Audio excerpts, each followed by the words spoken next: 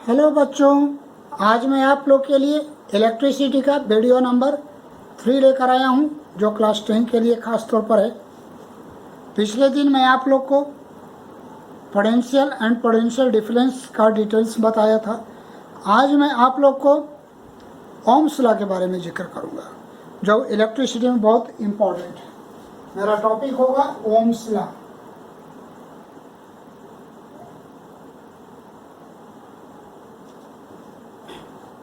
Ohms साहब ने कहा कि कोई भी सर्किट में जो करंट फ्लो हो रही है, अगर उसको मेजर करिए, अगर ज़्यादा वोल्ट की बैटरी लगाएंगे तो सर्किट में ज़्यादा करंट रहेगी। उन्होंने कहा कि अगर ज़्यादा वोल्ट की बैटरी लगाएंगे तो सर्किट में करंट बढ़ेगी। कहने का मतलब ये हुआ कि current flowing through the conductor is directly proportional to potential difference. लेकिन उसमें एक बात उन्होंने और जोड़ दिया। उन्होंने लिखा कि at constant temperature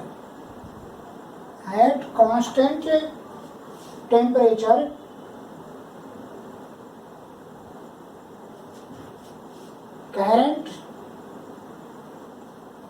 flowing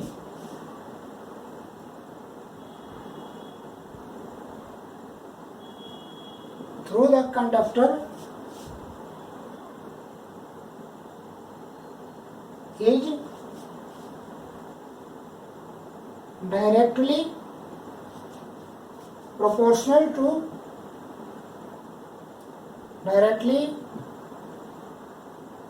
proportional to applied electric field. If applied electric potential difference.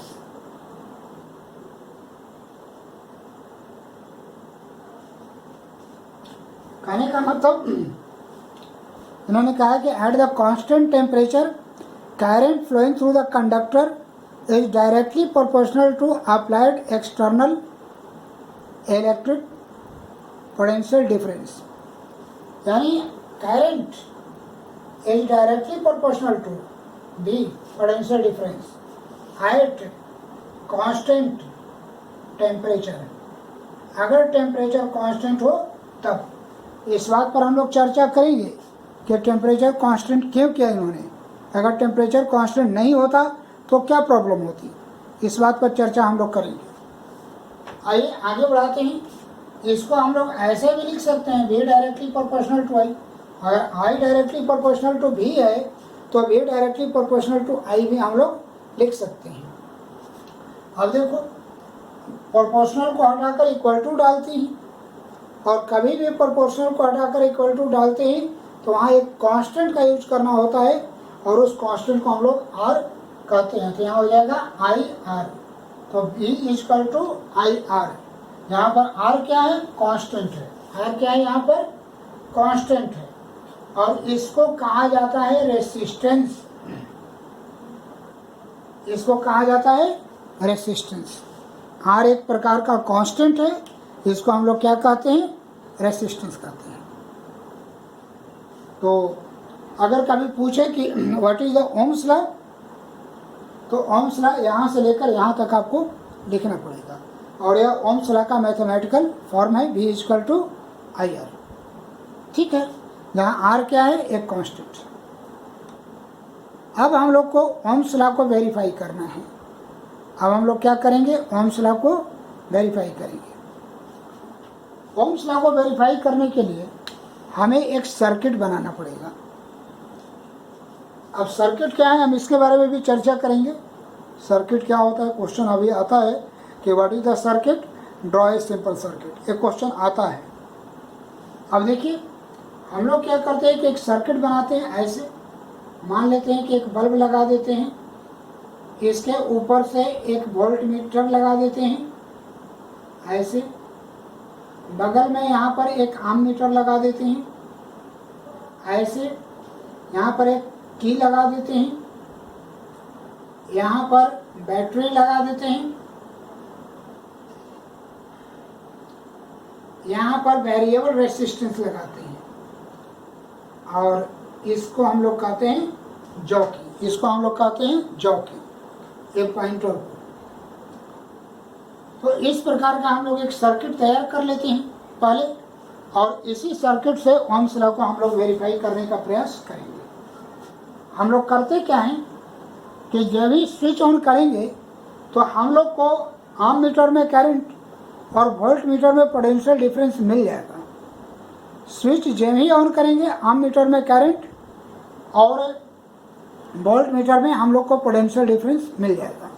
तो हम लोग क्या करते हैं कि एक डाटा तैयार करते हैं। ऐसे हम लोग क्या करते हैं, एक डाटा तैयार करते हैं। यहाँ भी और यहाँ आई हम लोग लिखते हैं, ठीक है। जो वैल्यू आया इस सर्किट से हमने यहाँ पुट कर लिया। अब क्या करते हैं, जॉकी को शिफ्ट करते हैं आगे या पीछे, यानी जॉकी को या तो पहले इधर रख लो या पहले इधर रख लो, कहीं रख लो। अगर मान लो कि पहले जॉकी को हमने इधर रख लिया था तो थोड़ा सा जॉकी को इधर की तरफ शिफ्ट किया, और जॉकी इधर शिफ्ट करने जो ही करोगे तो ये दोनों वैल्यू चेंज हो जाएगा। क्यों बदलेगा वो वैल्यू दोनों, क्योंकि यहाँ रेसिस्टेंस है। जब आपने इस पॉइंट को यहाँ रखा था तो करंट यहाँ से ऐसे होकर आई थी ऐसे, और यहाँ से इधर से होकर चली गई थी, इस रेसिस्टेंस में गई ही नहीं थी। लेकिन जब यहाँ लाए तो इतना रेसिस्टेंस इसको ज़्यादा बढ़ जा रहा है, इतना दूर का रेसिस्टेंस इसको बढ़ जा रहा है। तो इसका मतलब क्या हुआ कि जब रेसिस्टेंस बढ़ेगा तो V और I दोनों चेंज हो जाएगा।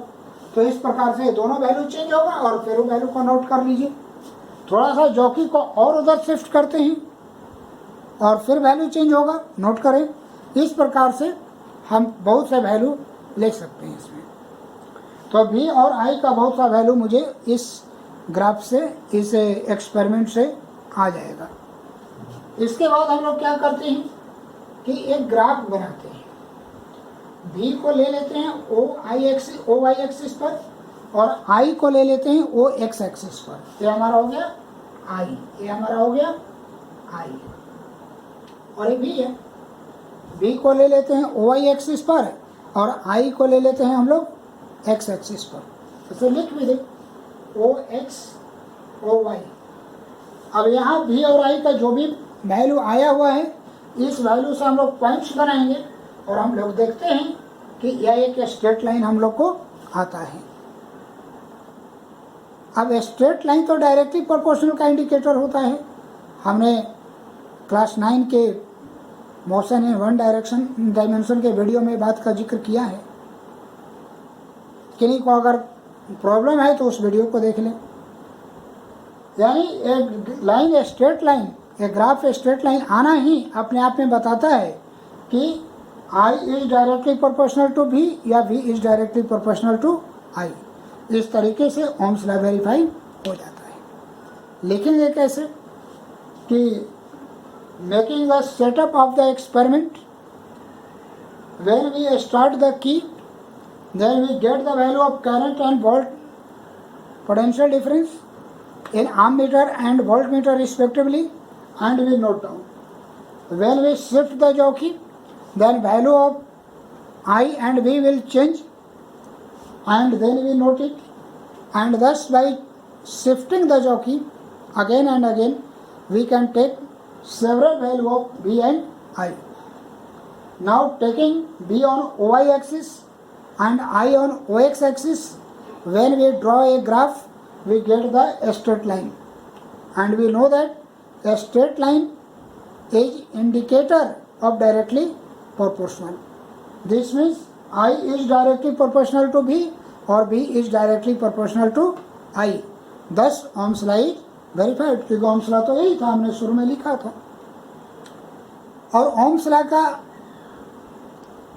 एक्सपेरिमेंटल वेरिफिकेशन होता है, कोई इसका प्रैक्टिकल वेरिफिकेशन नहीं पढ़ना है आप लोग को, यानी थियोरेटिकल वेरिफिकेशन नहीं पढ़ना है।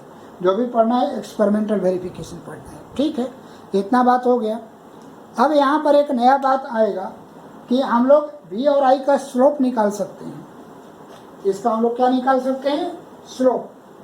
Slope of V versus I क्या बताएगा, तो V बाई I क्या होता है, यहाँ से देख लीजिए। बी बाई आई क्या होता है, आर, तो इसका स्लोप क्या बताएगा, आर बताएगा। आर का मतलब क्या होता है बच्चों, रेसिस्टेंस, यही तो पढ़े हैं। यानी अगर आपको रेसिस्टेंस निकालना है किसका, इस बल्ब का, तो हम इस ग्राफ से स्लोप निकाल लें और उसका रेसिस्टेंस निकल जाएगा। एक्सपेरिमेंट करने के लिए भी दिया जाता है। तो इस तरीके से ओम्स लॉ का एक्सपेरिमेंटल वेरिफिकेशन हो गया। V बराबर आई आर बहुत फेमस फार्मूला है, इस पर क्वेश्चन डायरेक्ट आते रहते हैं, कोई घुमा फिरा कर क्वेश्चन नहीं आएगा। अब हम लोग दूसरी बात देखते हैं। अब क्वेश्चन मान लेके देता है कि a 4 volt battery is connected by a lamp of resistance 4 ओम।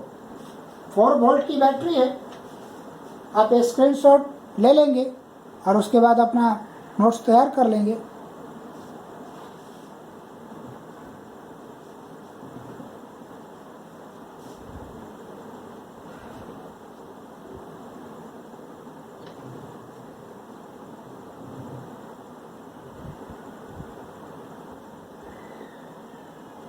कहता है कि ए लैंप ऑफ रेसिस्टेंस 4 ओम, यानी आर इक्वल टू क्या है मेरा 4 ओम है, और बैटरी जो आपका है वो 4 वोल्ट का है, यानी V इक्वल टू 4 वोल्ट।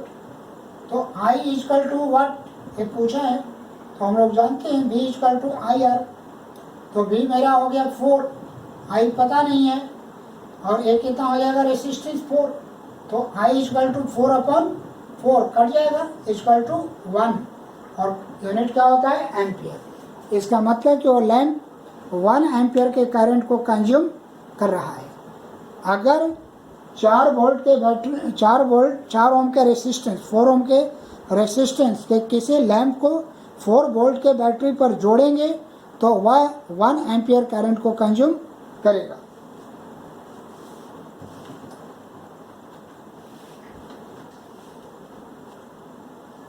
अब हम लोग यहाँ से नया टॉपिक शुरू करेंगे, रेसिस्टेंस।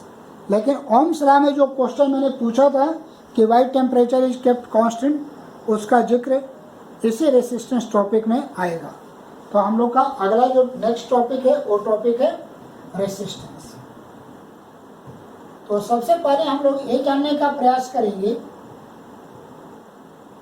रेसिस्टेंस, हम लोग का पहला टॉपिक। आगे सबसे पहले हम लोग ये जानने का प्रयास करेंगे कि व्हाट इज रेसिस्टेंस। तो resistance is the obstruction offered in the flow of current.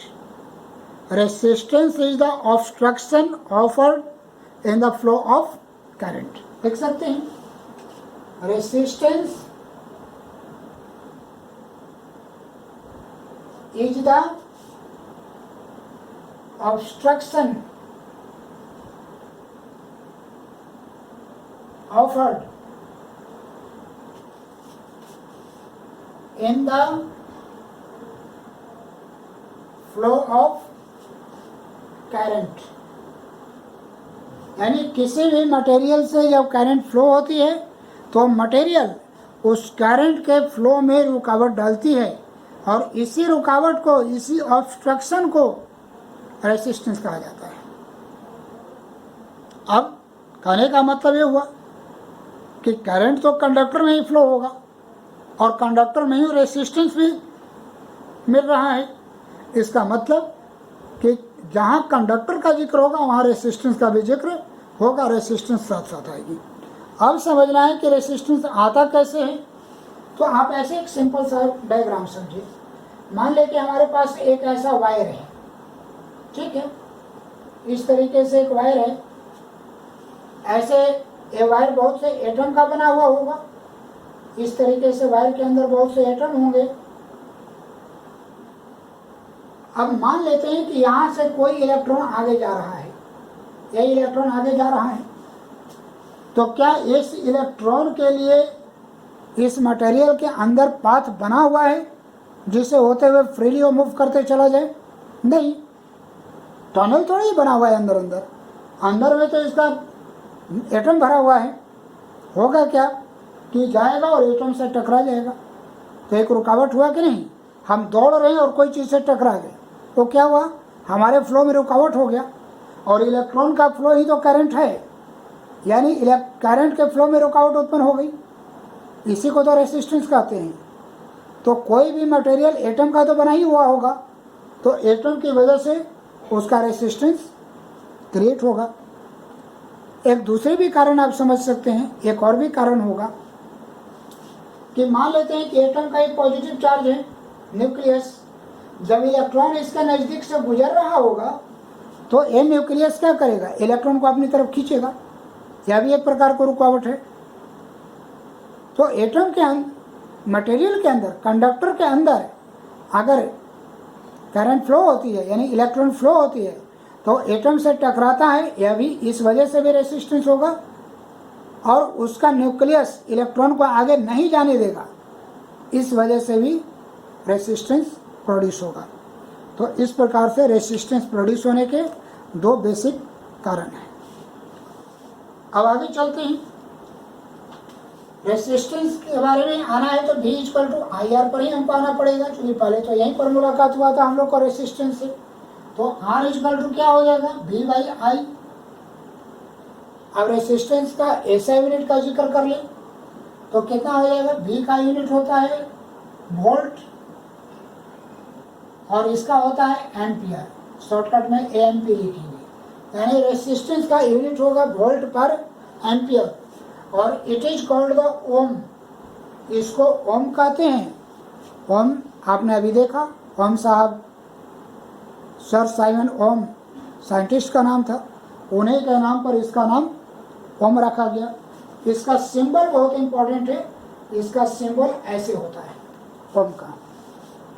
तो कह सकते हैं कि व्हाट इज द ऐसा यूनिट ऑफ रेसिस्टेंस, ओम, एक क्वेश्चन आता है। तो यहाँ से दो क्वेश्चन बनते हैं, what is the resistance, what is the cause of resistance and ऐसा यूनिट ऑफ रेसिस्टेंस। तो ऐसा यूनिट ऑफ रेसिस्टेंस 1 ओम के बराबर हो गया। अब 1 ओम को कैसे डिफाइन करेंगे तो उसका भी देख लेते हैं हम लोग। 1 ओम को कैसे डिफाइन करें, यह भी हमारे पास टॉपिक है। तो जैसे कि हम यहाँ लिखे हैं R = V/I, और V को अगर 1 वोल्ट मान ले और I को अगर 1 एम्पियर मान ले तो इट विल बी द 1 ओम, तो यह 1 ओम हो जाएगा। V को 1 वोल्ट मान ले और I को 1 एम्पियर मान ले तो यह 1 ओम हो जाता है। अब इसका लिटरल मीनिंग क्या है, ये तो हमने ऐसे देख लिया। तो कहने का मतलब कि हमारे पास कोई एक वायर है, इस वायर के दोनों एंड पर, इस वायर के दोनों एंड को हम 1 वोल्ट के बैटरी से जोड़ देते हैं, 1 वोल्ट की बैटरी से इसको हम जोड़ देते हैं, और अगर इसमें 1 एम्पियर का करंट फ्लो हो रहा है तो इसका मतलब हुआ कि इस वायर का जो रेसिस्टेंस है ये 1 ओम है। हमने क्या किया, एक वायर ले लिया और इसके दोनों एंड को 1 वोल्ट के बैटरी से जोड़ दिया, और ऐसा करने से इसमें 1 एम्पियर का करंट फ्लो होने लगा।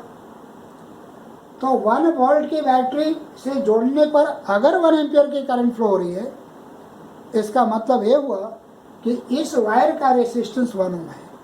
हम लोग डिफिनेशन पर आ गए, अब इसको लैंग्वेज के रूप में लिख देना है। तो लिख सकते हैं कि इफ 1 एम्पियर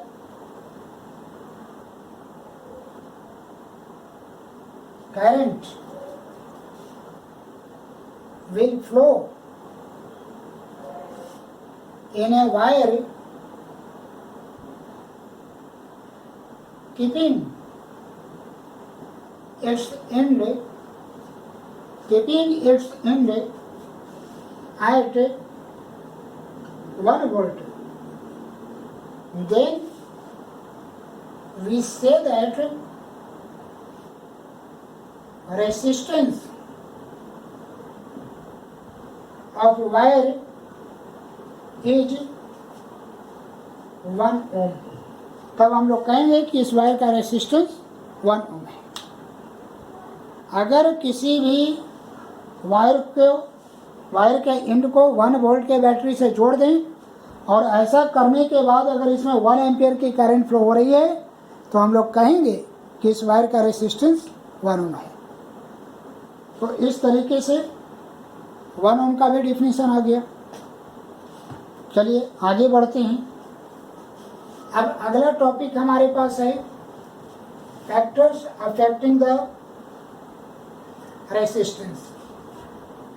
अगला हम लोग के पास टॉपिक है, आगे जो हम लोग को पढ़ना है, factors affecting the resistance. Factors affecting the resistance. Resistance को कौन कौन से फैक्टर अफेक्ट करते हैं, यही हमारा टॉपिक है। तो सबसे पहला है कि resistance is directly proportional to length of wire. ये प्रैक्टिकली फाइंड किया गया कि ज़्यादा लंबा वायर अगर हम लोग लेते हैं तो रेसिस्टेंस उसमें ज़्यादा होता है। दूसरा कहता है कि resistance is inversely proportional to area of cross section. यानी अगर कोई वायर पतला लेंगे, क्रॉस सेक्शन एरिया का इनवर्सली प्रोपोर्शनल, यानी अगर एरिया कम हो यानी वायर पतला हो तो उसका रेसिस्टेंस ज़्यादा होता है, और अगर वायर मोटा हो तो उसका रेसिस्टेंस कम होता है। इनवर्सली का मतलब यही होता है। अब अगर इन दोनों को मिला दें तो R is directly proportional to L/A आ जाएगा। दोनों को मल्टीप्लाई कर लीजिए, लेकिन ये दोनों नहीं मल्टीप्लाई होता है, ध्यान रखिएगा, ये दोनों मल्टीप्लाई नहीं करते हैं। तो R is equal to proportional को हटाकर एक इक्वल टू लगाते हैं, तो यहाँ पर एक कांस्टेंट भी लगाना पड़ेगा, और वो कांस्टेंट मान लेते हैं रो, L/A। हर जगह कांस्टेंट अलग अलग होता है, एक ही नहीं होता है। कांस्टेंट लगता है प्रोपोर्शनल हटने के बाद, ये सत्य है, लेकिन हर जगह एक ही कांस्टेंट नहीं लगता, हर जगह अलग अलग यूज होता है। यहाँ क्या पढ़ते हैं, इसको रो पढ़ते हैं, और रो को हम लोग कहते हैं रेसिस्टिविटी। या इसको कहते हैं स्पेसिफिक रेसिस्टेंस। इसको कहते हैं स्पेसिफिक रेसिस्टेंस। इसका भी कुछ देर में चर्चा होगा, ये बहुत इंपॉर्टेंट है। कहने का मतलब हुआ कि अभी तक हमने देखा, और ये जो स्पेसिफिक रेसिस्टेंस है, it is property of conductor. यह कंडक्टर की प्रॉपर्टी है, यानी जिस वायर में करंट फ्लो हो रही है उसकी प्रॉपर्टी है। तो अभी तक हमने देखा यहाँ से कि रेसिस्टेंस दो चीज़ों पर डिपेंड किया। एक लेंथ का डायरेक्टली प्रोपोर्शनल, लेंथ बढ़ाया तो रेसिस्टेंस बढ़ा। दूसरा एरिया का इनवर्सली प्रोपोर्शनल, यानी एरिया अगर कम किया तब रेसिस्टेंस बढ़ा। और तीसरा रो पर भी डिपेंड करता है, यानी रेसिस्टिविटी पर। Current is directly proportional to resistivity. तो इस प्रकार से अभी तक हमने देखा कि करंट रेसिस्टेंस जो होता है किसी भी मटेरियल का, ये तीन चीज़ों पर डिपेंड करता है। और एक चौथी भी चीज़ होती है टेम्परेचर। एक चौथी भी चीज़ होती है, दो चीज़ हो गया। तीसरा चीज़ होता है कि R is directly proportional to rho, और चौथा होता है कि R increases with temperature. Temperature बढ़ने के साथ रेसिस्टेंस कंडक्टर का बढ़ता है, यानी यह टेम्परेचर पर भी डिपेंड करता है। तो कुल मिलाकर हम लोग कह सकते हैं बच्चों कि रेसिस्टेंस ऑफ ए कंडक्टर और material depends on four things, four factors. First is resistance is directly proportional to length, या second resistance is inversely proportional to area, third resistance is directly proportional to resistivity, and fourth है कि resistance directly proportional to नहीं कह सकते, लेकिन depend करता है। Resistance बढ़ने से कंडक्टर का रेसिस्टेंस इंक्रीज करता है। ये चार चीज़ें हैं। अब हम लोग आते हैं उस ओरिजिनल क्वेश्चन पर जो मैंने वीडियो के शुरू में पूछा था। ओम्स लॉ के शुरू में बात किया था कि ओम्स लॉ को जो था उसमें लिखा था कि एट कांस्टेंट टेम्परेचर, उन्होंने टेम्परेचर को क्यों कांस्टेंट किया, ये सवाल मैंने पूछा था। अब उसका जवाब यहाँ पर है कि ओम्स लॉ में रेसिस्टेंस क्या है, कांस्टेंट है, लेकिन इनका ये कांस्टेंट टेम्परेचर के साथ वैरी कर जाएगा। अगर टेम्परेचर वैरी करवा दें तो वैरी कर जाएगा, तो ये उनका कांस्टेंट तो नहीं बचेगा, वो तो वेरिएबल हो जाएगा। तो ओम्स लॉ में चूंकि रेसिस्टेंस कांस्टेंट है और उसको कांस्टेंट रखने के लिए उसका वैल्यू ना बदले, इसके लिए टेम्परेचर को कांस्टेंट करना जरूरी हो जाता है। ठीक है, अब यही जवाब था। तो कैसे लिखेंगे कि we know that resistance is a constant in Ohm's law, but resistance itself depend on the temperature. Means if temperature will change, then resistance will change. In other words, we can say that if resistance temperature is changing, then resistance is changing, means constant of Ohm's law is changing. And if constant will change, then law will not be valid. So we keep the temperature constant to make the resistance constant. Temperature constant हम इसलिए करते हैं ताकि Ohm's law का constant जो resistance है उसका value constant हो जाए। ठीक है, लेकिन एक बात और बता दूं आपको कि जब आप 12 में जाएंगे तो 12 में जाने के बाद थोड़ा सा फैक्टर जो मैंने लिखा था एट कांस्टेंट टेम्परेचर, उसको चेंज कर दिया जाएगा। और अगर डीपली पढ़ाई होगी तब वहाँ पर लिखा जाएगा keeping all parameters constant, current flowing to the conductor is directly proportional to potential difference. लेकिन वो 12 में आप नहीं, आप तो यही लिखिएगा जो लिखवाया हूँ मैं। ऐसा इसलिए होता है कि ओम्स लॉ में रेसिस्टेंस कांस्टेंट है और रेसिस्टेंस सिर्फ टेम्परेचर से थोड़ी वैरी हो रहा है, ये तो लेंथ पर, एरिया पर, मटेरियल से भी वैरी हो सकता है। इसीलिए वहाँ पर लिखा गया था कीपिंग ऑल पैरामीटर्स कांस्टेंट, यानी रेसिस्टेंस जिस पर भी डिपेंड कर रहा हो वो सबको कांस्टेंट कर दो ताकि रेसिस्टेंस न बदले। ठीक है, ये डीप स्टडी इसकी कही जाती है और ऐसे तो टेम्परेचर वाला हम लोग पढ़ ही लिए। अब आते हैं, अब मैं आप लोग को कुछ फार्मूला बता रहा हूँ जिस फार्मूला का मैं बहुत यूज करूँगा अभी। जैसे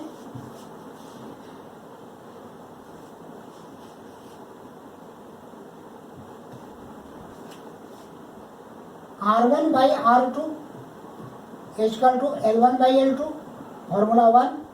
formula 2, R1 by R2 equal to A2 upon A1। Formula 3, R1 by R2 equal to L1 by L2 into A2 by A1। और चौथा है R1 by R2 equal to रो1 by रो2। ये 4 फॉर्मूला है जिस पर न्यूमेरिकल का जिक्र मैं अभी करूंगा। यह न्यूमेरिकल अगले लेक्चर में मैं करूंगा। ये वीडियो लेंदी हो जाएगा, जैसा मैंने कहा था कि हाफ एन आवर का वीडियो मैं बनाऊंगा। मैं राघवेंद्र कुमार, फिर मैं लास्ट में बता रहा हूँ, सभी लोग शुरू में बताते हैं, मैं लास्ट में बताता हूँ ताकि मेरा लेक्चर आप लोग को अच्छा लगे तो इसको आगे बढ़ाएं। हम सबका चैनल मैथ एंड साइंस, मैं आप लोग को मैथ और साइंस पढ़ा रहा हूँ। मुझे उम्मीद है कि आप लोग को अच्छा लग रहा होगा और आप लोग नोट्स भी बना रहे होंगे। जब भी वीडियो देखें तो पूरा वीडियो एक बार में देखें और उसका नोट्स बनाएं तो आपको लाभ होगा। मेरे वीडियो को सब्सक्राइब करें, अपने मित्रों को शेयर करें और लाइक भी करें। मुझे उम्मीद है अच्छा लगेगा, तो आप इतना तो ज़रूर करेंगे मेरे लिए। थैंक यू बच्चों, मैं और आप लोग के लिए मेहनत करते रहूँगा और अच्छे से।